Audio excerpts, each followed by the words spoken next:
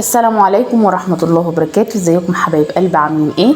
معكم ايمان طه من قناة اطبخها بسهولة.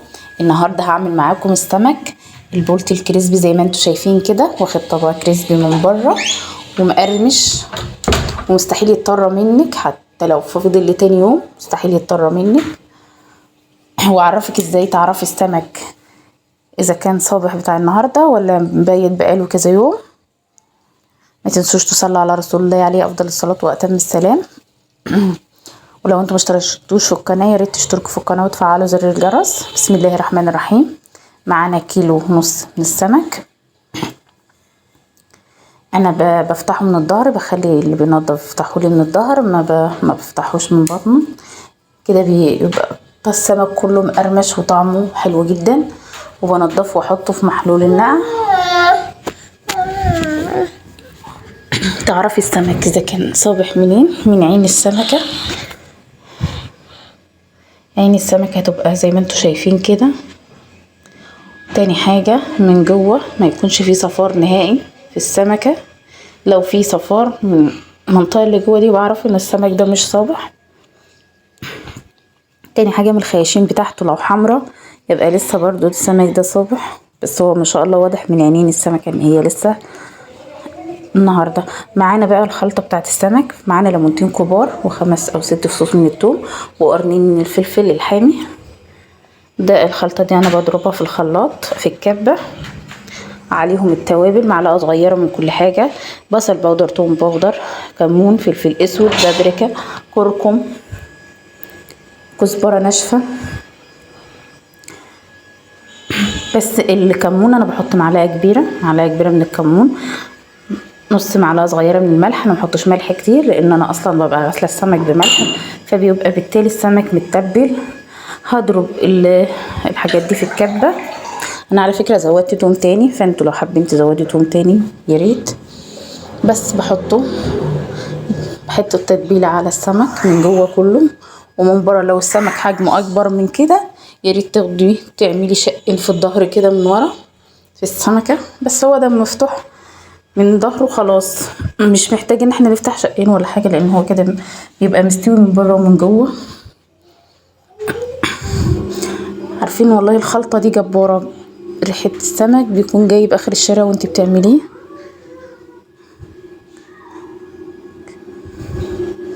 انا هنا بحط الخلطه كلها في السمك من جوه واسيبه على الاقل نص ساعه لحد ما يشرب من التتبيله كويس جدا. وكل ما بتسيبيه كل ما بيكون شارب من التتبيله وطعمه حلو.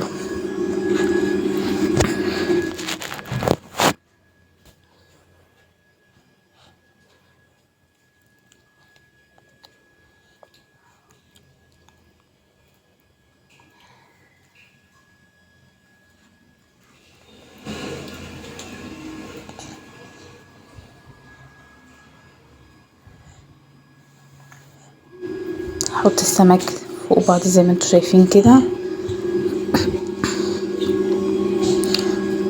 علشان الظهر برضو يتبل معانا من السمكة اللي تحتيها وياخد النكهة والطعم.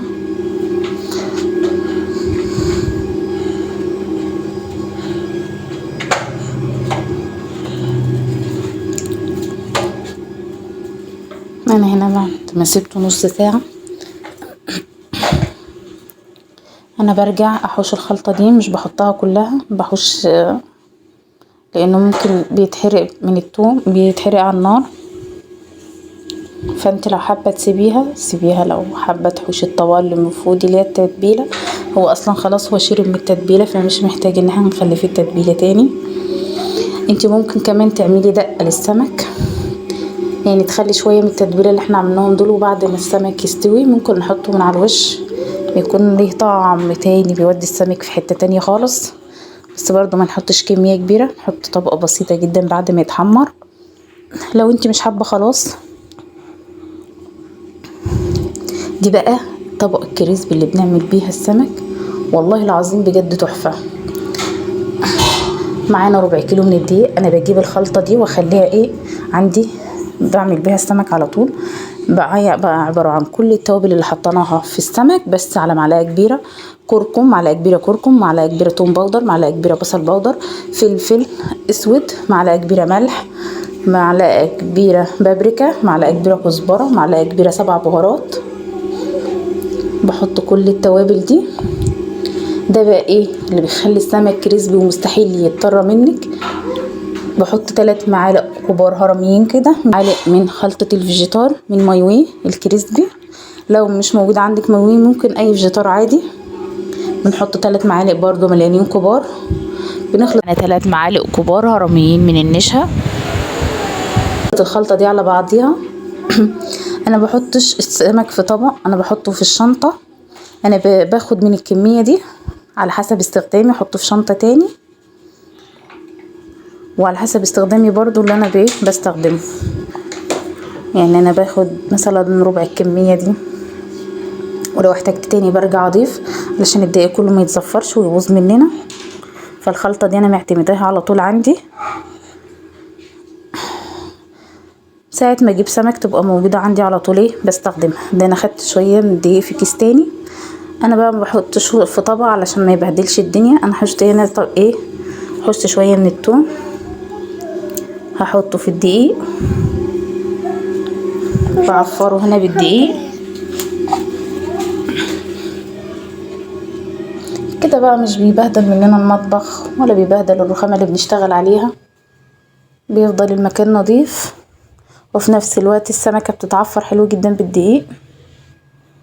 هرجع احطها هنا عندي هنا بولة بحط فيها مية بتلج علشان يدي معانا الطبقة الكريسبي دي. انا هناك حاطة زيت على النار علشان يسخن. هحطها بقى ايه في المية بتلج، وارجع احطها تاني في الدقيق. ما تخافيش الدقيق مش هيتبلبل ولا يجراله اي حاجة، بس ياريت لو عندك بولة كبيرة يكون افضل. تحطي فيها السمكة كلها وترجعيها تاني للدقيق، بتعمل طبقة كريسبي. طريقة القلي ازاي بقى؟ اهم حاجة طريقة القلي، بنحط الزيت على اصغر عين في الفرن في البوتاجاز عندك.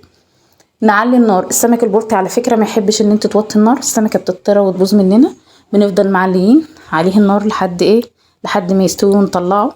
ما نطلعش السمك على ورق ولا نطلعه على كزبرة ولا الكلام ده، لا بنطلع السمكة في مصفى. المصفى ما بتخليش فيه اي نسبة زيت نهائي، بتصفيه حلو جدا. وبعد كده تقدميه زي ما انت عايزة تقدميه.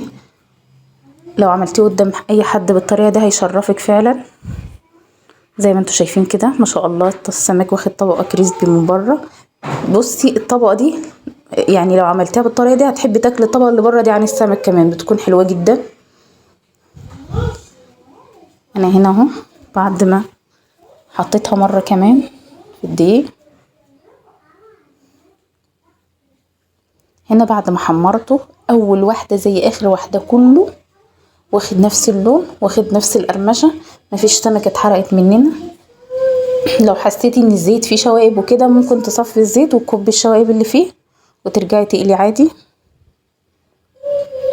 زي ما انتوا شايفين كده حبايب قلبي السمك من جوه طري وطايب ومستوي حلو جدا، ومن بره واخد طبقه الكريسبي المقرمشه دي.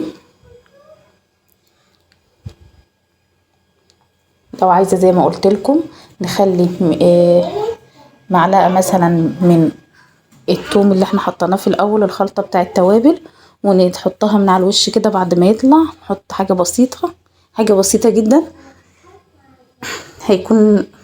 هيودي طعم السمك في حته تاني، بيكون جميل جدا. لو انت مش حابه عايزه تقدميه كده ماشي. زي ما انتوا شايفين اهو مستوي من جوه ومن بره، سمكه مستويه حلو جدا. انا قلبت لكم برده ظهر السمكه زي ما انتوا شايفين. انا كاتمه الصوت بتاع الفيديو نفسه التصوير، لولا كده كنت سمعتكم الصوت بتاع القرمشه بتاعه. زي ما انتوا شايفين شكل السمكه والله بيتكلم عن نفسه، مش محتاج ان انا اتكلم، هو الفيديو بيتكلم عن نفسه. ولو انتوا وصلتوا معايا لحد هنا متنسوش تصلوا على رسول الله عليه افضل الصلاه والسلام، وتشتركوا في القناه وتفعلوا زر الجرس علشان يوصلكم منه كل جديد. اهم حاجة اعملوا لايك وشير كتير جدا علشان الفيديو يوصل لاكبر عدد ممكن من الناس. ودي الطحينة انا اللي عاملاها في البيت، لو عايزين طريقة الطحينة اكتبوا لي في التعليقات وانا هعملها لكم. احلى من بتاع بره ب100 مرة، ونظيفة ومعمولة ببيتي. كان عاملاها بقالي كذا شهر معايا في التلاجة، مجرالهاش اي حاجة. والسلام عليكم ورحمة الله وبركاته.